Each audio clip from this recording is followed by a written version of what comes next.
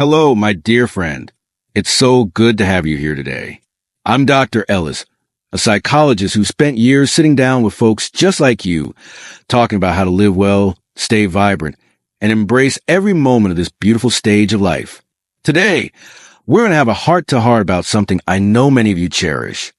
Those afternoon naps. They feel like a little slice of heaven, don't they? But I want to talk about why those naps might not be as kind to you as you think. And more importantly, how you can rest in a way that keeps you feeling young, sharp, and full of energy. Our topic today is, are your afternoon naps aging you? How to rest smarter after 70. Now, don't worry. I'm not here to tell you to give up something you love. Think of me as your trusted doctor, sitting across from you in a cozy office, maybe with a warm cup of tea, sharing some wisdom to help you feel your best. We're going to explore why long naps might be working against you and how you can rest smarter to support your health and happiness.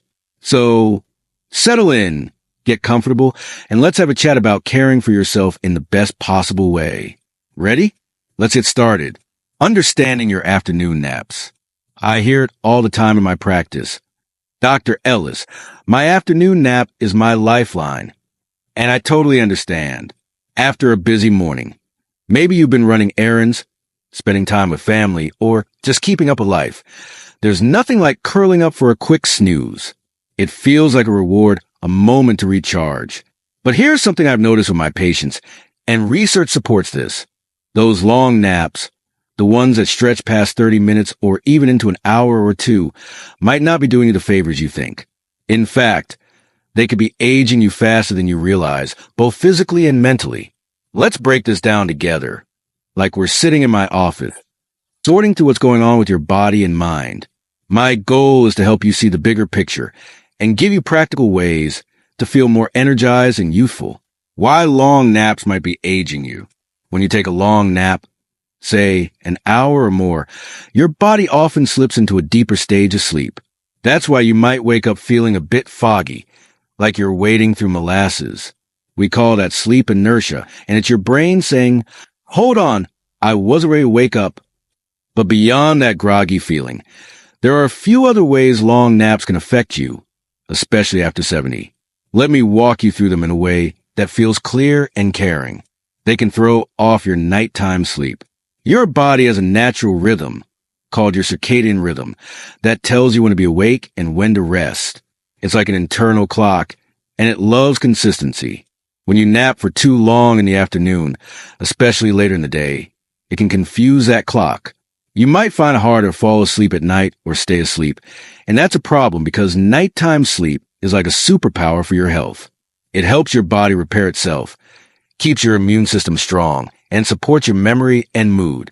If long naps are cutting into your nighttime sleep, it can leave you feeling tired, foggy, and even speed up the aging process.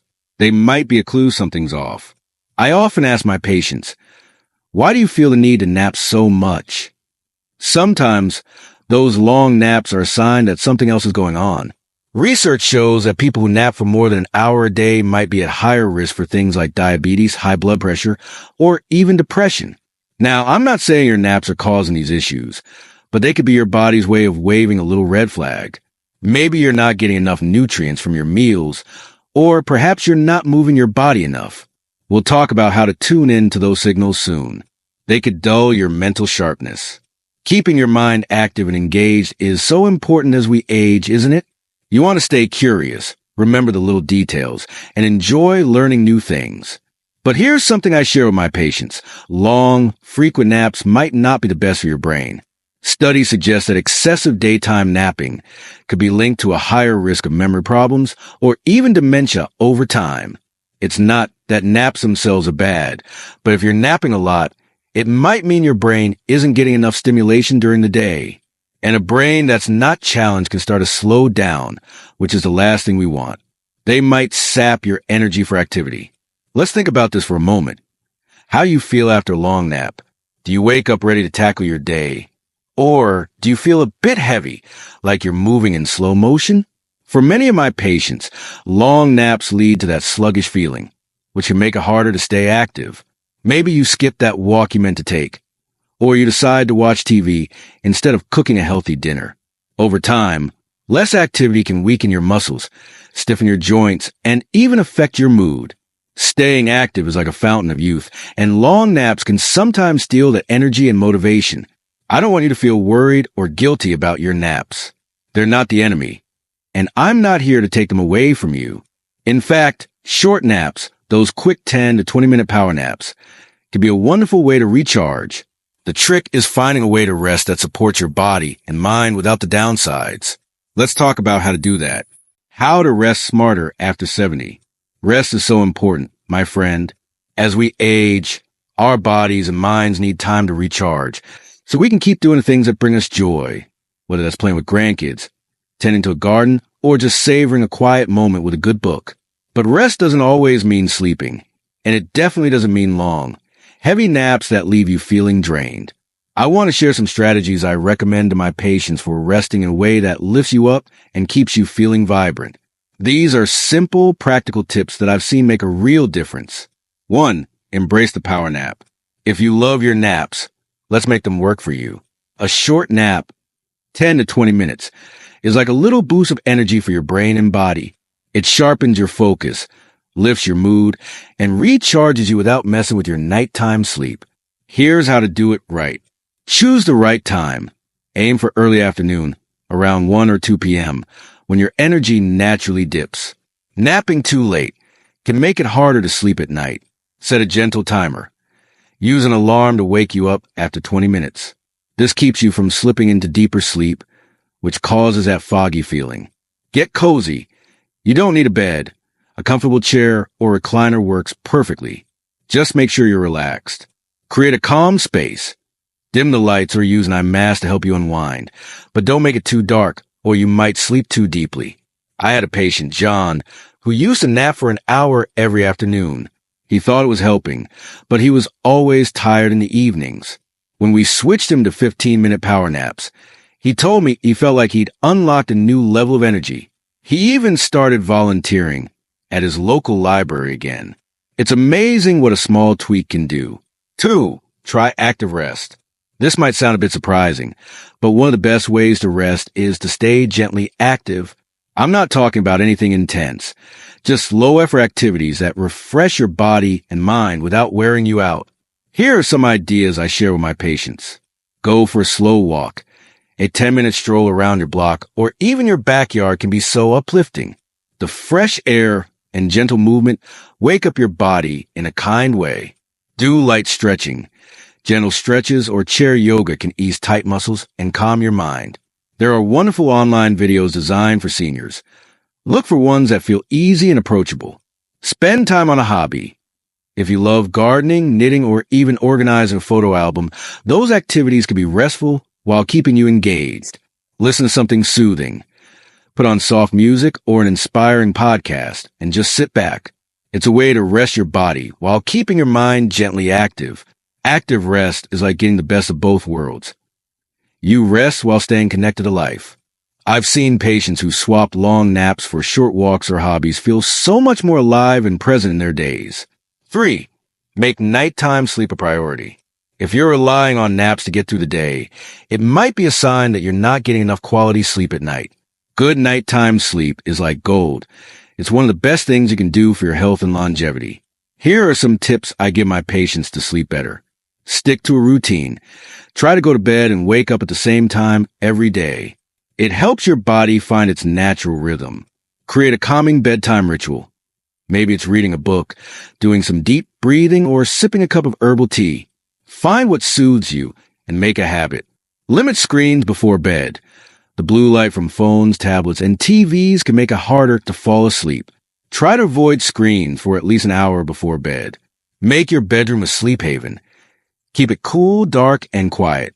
A comfortable mattress and pillows can make a big difference.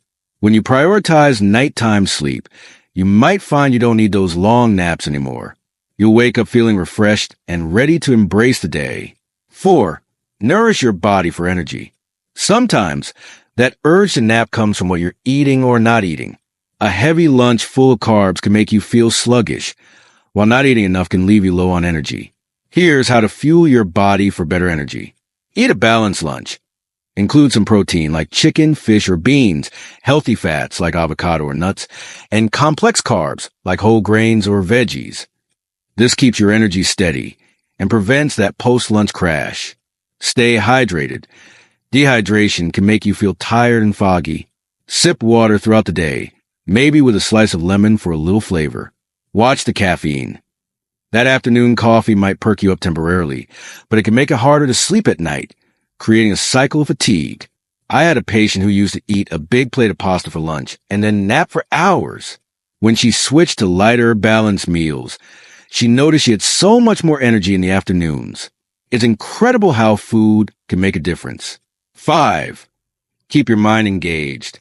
One of the best ways to avoid that mid-afternoon slump is to keep your brain active and engaged. When your mind is busy, you're less likely to feel the need to nap. Here are some fun, easy ways to stay mentally sharp. Try a puzzle. Crossword, Sudoku, or even jigsaw puzzles are great for keeping your brain active without feeling like work. Learn something new. Maybe it's a new recipe, a few words in a foreign language, or a craft like knitting. Learning keeps your brain young. Connect with others.